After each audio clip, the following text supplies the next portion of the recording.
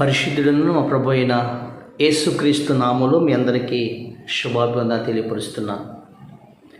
ప్రభునందు పిల్లారా, ఈ లోకమందున్న తండ్రి మనకి ఏదో ఇవ్వాలనుకుంటారు. ఎప్పుడు మనకు తోడుగా ఉండాలని ఆశపడతారు. నా బిడ్డలు క్షేమంగా ఉండాలి, వారి ఉన్నత స్థానంలో ఉండాలి, వారికి ఏ బాధ రాకుండా నేను చూసుకోవాలి, నా బిడ్డలు, నా కుమారుడు లేదా నా కుమార్తె ఒక ఉన్నత స్థానంలో ఉండాలని ఈ లోక సంబంధమైన తండ్రి ఆశపడతాడు. తోటి వాళ్ళకన్నా, బంధువుల కన్నా, తోబుట్టువుల కన్నా నా బిడ్డలు గొప్ప స్థితిలో ఉండాలని ఆశపడతారు. కొన్ని సమయాల్లో ఆ ఆశ వారికున్న ఆర్థిక పరిస్థితులను బట్టి చదివించలేరు. వారికున్నటువంటి కుటుంబ పరిస్థితులను బట్టి, ఆ కుటుంబంలో ఉన్నటువంటి బిడ్డలను బట్టి అందరికీ సమన్యాయం చేయలేక వారు అనుకున్నటువంటిది ఆ బిడ్డలకి ఇవ్వకపోవచ్చు. అయ్యో, నా బిడ్డల్ని చదివించాలనుకున్నాను, కానీ ఆ డబ్బుంటే నేను చదివించేవారిని గొప్ప స్థితిలో పెట్టేవారిని అని తల్లి బాధపడుతూ ఉండొచ్చు. కానీ నేను చెప్పే ఈ మాట ఏంటంటే, ఒకవేళ ఈ లోకపు తండ్రి ఆయన అనుకున్నటువంటి కళ, ఆశ నీ జీవితంలో నెరవేరకపోవచ్చు. నెరవేరలేక తండ్రి కూడా బాధపడవచ్చు.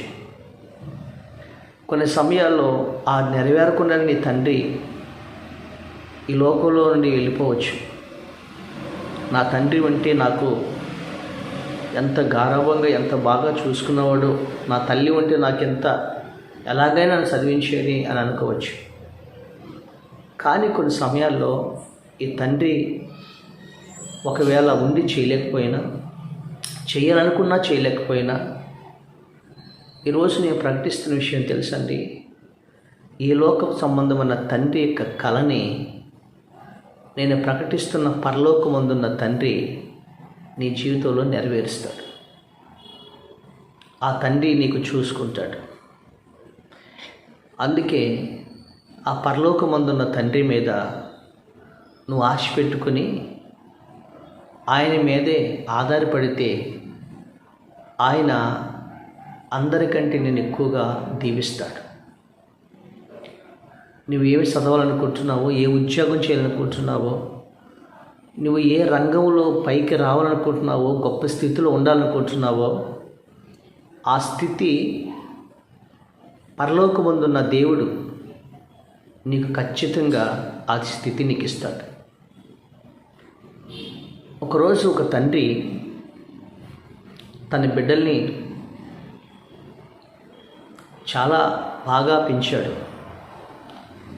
ఆ తండ్రి తల్లి కూడా చాలా భయభక్తులు కలిగినటువంటి కుటుంబం, దేవుని ఎడల భయభక్తులు కలిగిన కుటుంబం. శ్రద్ధగా దైవవాక్య మార్గం నడిచేవారు, క్రమం తప్పకుండా ప్రభు సన్నిధికి వెళ్ళేవారు. తండ్రి కూడా తన బిడ్డల యశల ఎంతో ఆశ కలిగి ఉన్నాడు. నా బిడ్డల్ని గొప్ప స్థితిలో చూడాలి, గొప్పగా చదివించాలి, ఏ లోటు లేకుండా చూసుకోవాలని ఆ తండ్రి ఆరాటపడ్డాడు. అలాగే చిన్ననాటి నుంచి చదివించుకుంటూ వస్తున్నాడు, ఆయన కష్టం చేసి. పేద కుటుంబం. అయితే సడన్గా జరిగిన విషయం ఏంటంటే, ఆ తండ్రికి అన్యాయంగా ఒక కేసులో, అక్రమ కేసులో ఈ తండ్రిని విరికించారు. ఈ భక్తుడిని అన్యాయపు కేసు పెట్టి, అక్రమ కేసు పెట్టి అతన్ని జైల్లో పెట్టించారు. అతనికి అన్యాయముగా అతనికి శిక్ష పడింది. జైల్లో శిక్ష అనుభవిస్తున్నాడు. ఇంటి దగ్గర ఆ చదువుకున్న యవన పిల్లలు, కూతురు, కుమారుడు, భార్య, ఆ తండ్రి అంటే కష్టపడి పోషించేవాడు, కష్టపడి వ్యవసాయం చేసుకుని బతికించేవాడు, బిడ్డల్ని చదివించేవాడు. ఇప్పుడు ఆ తండ్రి ఎప్పుడైతే జైల్లోకి వెళ్ళాడో కుటుంబంలో వాళ్ళ పరిస్థితి గమ్యంగా మారిపోయింది. ఆ సమయంలో ఈ కుమారుడు ఒక లెటర్ రాశాడు జైల్లోనికి. తండ్రి, మాకు ఇంట్లో చాలా ఆర్థికంగా పరిస్థితులు బాగోలేదు. నేను చదువుకోవడం కూడా, నా చదువు కూడా ఆపేశాను. నేను ఏ పని చేయటం కూడా నాకు ఆ పని చేయడానికి రాదు, చదువుతున్నాను. సరే, వ్యవసాయం పని చేసుకుందాం, మనకు కొంచెం పొలం ఉంది కదా, ఆ వ్యవసాయం పని చేసుకుని పంట పండిద్దాం అనుకున్నాను, అది కూడా నాకు రాదు తండ్రి అని ఆ తండ్రికి ఉత్తరం రాశాడు కన్నీటితో కుమారుడు. జైలు ఉన్నటువంటి చెరసాల ఉన్నటువంటి తండ్రి తిరిగి ఒక ఉత్తరం రాశాడు. కుమారుడా, నువ్వు భయపడవద్దు.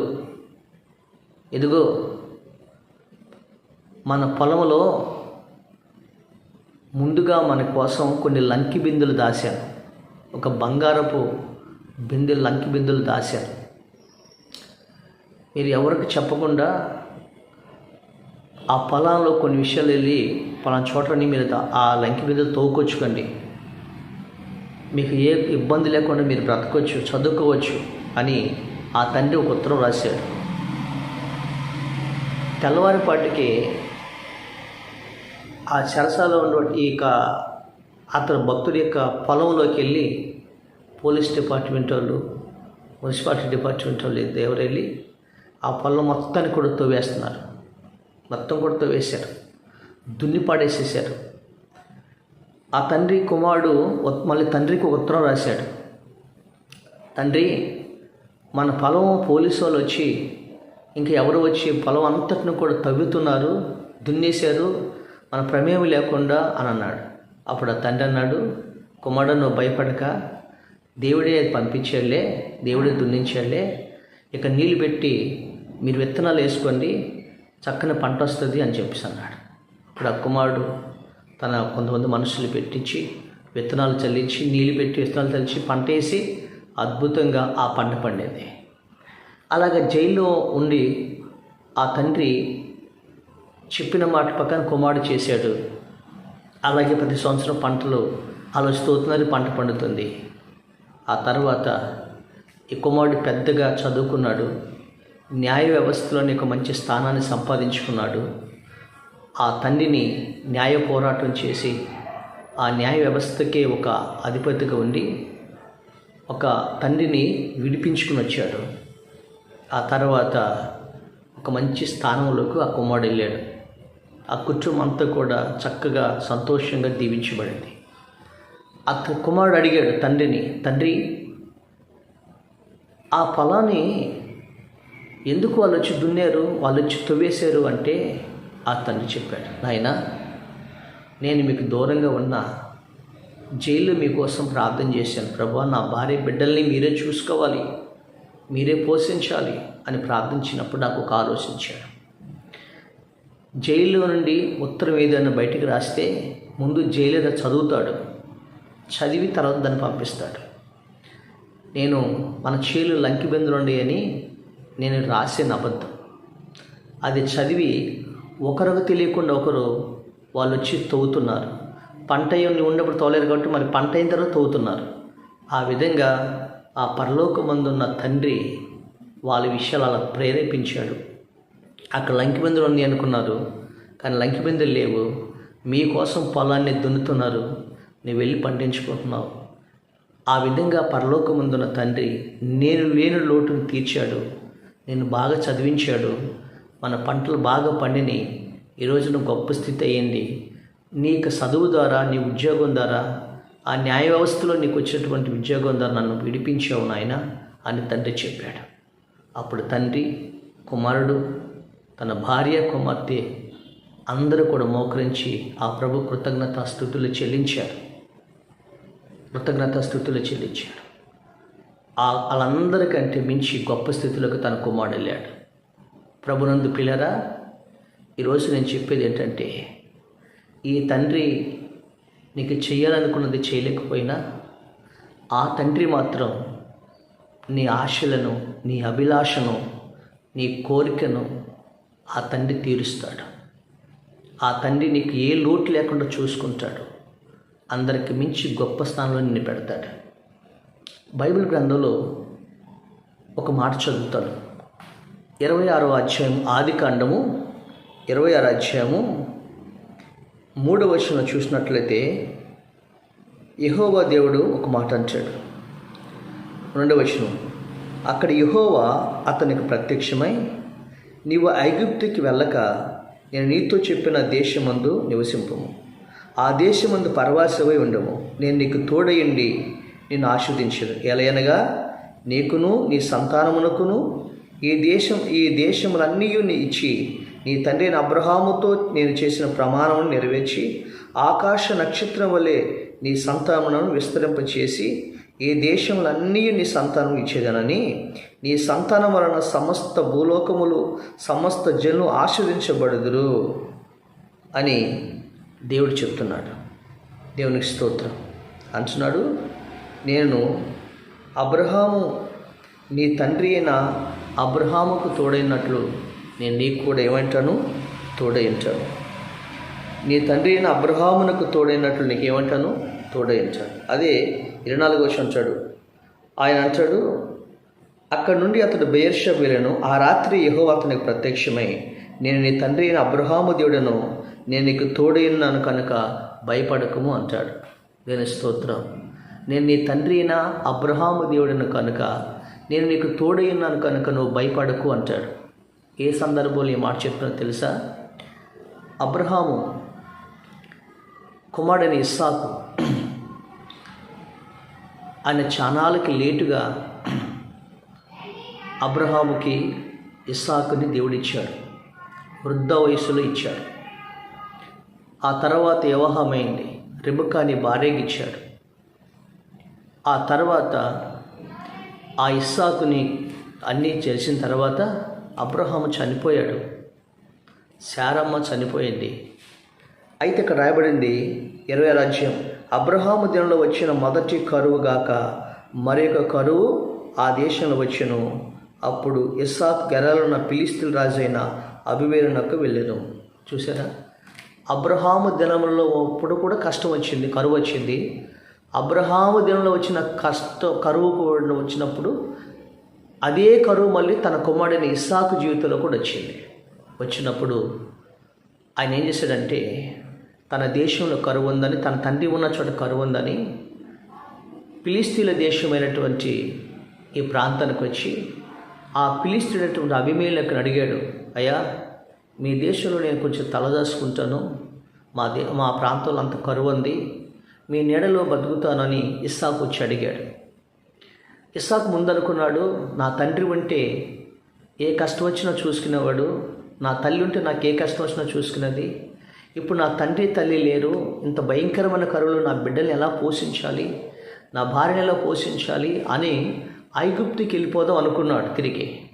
కానీ దేవుడు ప్రత్యక్షమై, ఇస్సాకు నువ్వు వెనక్కి తిరగొద్దు, భయపడవద్దు, నేను నీకు తండ్రి అయినా నీ తండ్రికి తోడైనట్లుగా నేను తోడై ఉంటాను, నువ్వు భయపడకు అని చెప్పాడు. నీ ఈ దేశమందుండి ఇక్కడే ఉండు, నేను నిన్ను ఆశీర్వదిస్తాను అన్నాడు.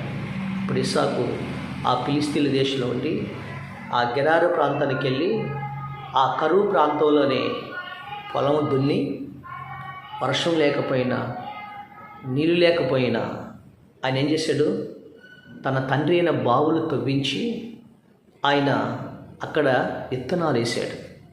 ప్రైజ్లా, విత్తనాలు వేసాడు. విత్తనాలు వేసినప్పుడు ఏం జరిగింది తెలుసా? 26వ అధ్యాయము 12వ వచనం చూసినట్లయితే, ఇస్సాకు ఆ దేశమందున్న వాడే విత్తనం వేసి ఆ సంవత్సరం 100 అంతల ఫలము పొందెను. యెహోవా అతను ఆశీర్వదించిన కనుక ఆ మనుషుడు గొప్పవాడయ్యాను. అతను మిక్కిలి గొప్పవాడైనంత క్రమముగా అభివృద్ధి పొందుతూ వచ్చాను. దీని స్తోత్రం. ఏం చేశాడు? తన తండ్రి లేడు కానీ పరలోకమందున్న తండ్రి ఉన్నాడే. తన తండ్రి అయిన అబ్రహాముకు తోడైనట్లు ఇస్సాకునకు తోడైనాడు. ఇస్సాకు విత్తనం వేశాడు. ఆ విత్తనాన్ని దేవుడు ఏం చేశాడు? ఆశీర్వదించాడు. ఇస్సాకు ఆ దేశమందున్నవాడై గొప్పవాడయ్యాడు. ప్రజలా అంటే విత్తనం వేశాడు. ఈరోజు ఈ కరువులోనే, ఈ కష్టములోనే, ఈ అప్పుల్లోనే, ఈ నష్టములోనే నీకు ప్రభు తోడై ఉంటాడు. నువ్వు చదవాలనుకున్నది చదువు, నీ ఉద్యోగం కోసం ప్రయత్నించింది ప్రయత్నం చేయి. నీ బిడ్డ వివాహం కోసం నువ్వు ప్రయత్నం చేయి. ఈ రోజున నీకు దేవుడు నీకు తోడై ఉంటాడు. ఆ కరువు లేని నీకు సమృద్ధిని చేస్తాడు. నీ ప్రయత్నాన్ని సఫలపరుస్తాడు. ఎలా సఫలపరచాడంటే ఆ దేశంలోనే అతడు గొప్పవాడయ్యాడు. రాజు కంటే గొప్పవాడేవాడు, కానీ ఇస్సాకు గొప్పవాడు. ఎలా చేశాడంటే 100 అంతలుగా ఫలం పొందాడు. అంటే 100% నీ ప్రయత్నాన్ని దేవుడు సఫలపరుస్తాడు. 100% దేవుడు నీకు ఉద్యోగాన్ని ఇస్తాడు. దేవుడు నీకు వ్యాపారాన్ని దీవిస్తాడు. దేవుడు నీ బిడ్డల చదువుని దీవిస్తాడు. 100% నిన్ను దేవుడు ఆశీర్వదిస్తాడు. రెండోది ఏం చేస్తే తెలుసారా, ఆయన క్రమక్రమంగా అభివృద్ధి చెందాడు. ఎలా చెందాడండి? క్రమక్రమంగా అభివృద్ధి చెందాడు. గొడ్ల ఆస్తి, గొర్రెల ఆస్తి ఇచ్చి ఫిలిస్తీన్లు అసూయపడంతగా ఇస్సాకును దీవించాడు.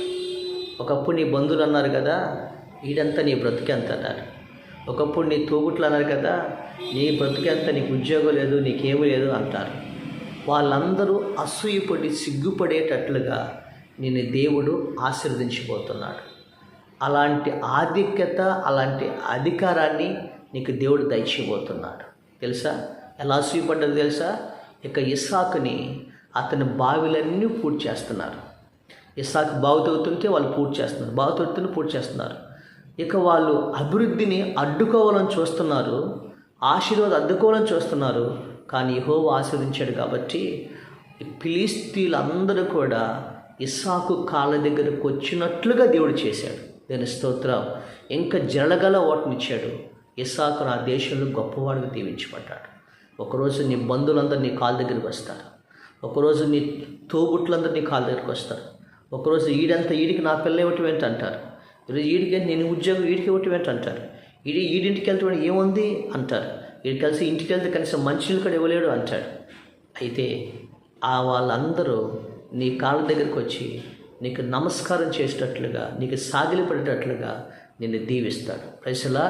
ఒకవేళ ఈ లోకపు తండ్రి నీకు అడిగినంత ఇవ్వకపోవచ్చు, నీ ఆశయాలు నెరవేరకపోవచ్చు, కానీ పరలోకమందున్న తండ్రి ఉన్నాడు చూసారా, ఆ తండ్రి నీకు తోడై ఉన్నాడు.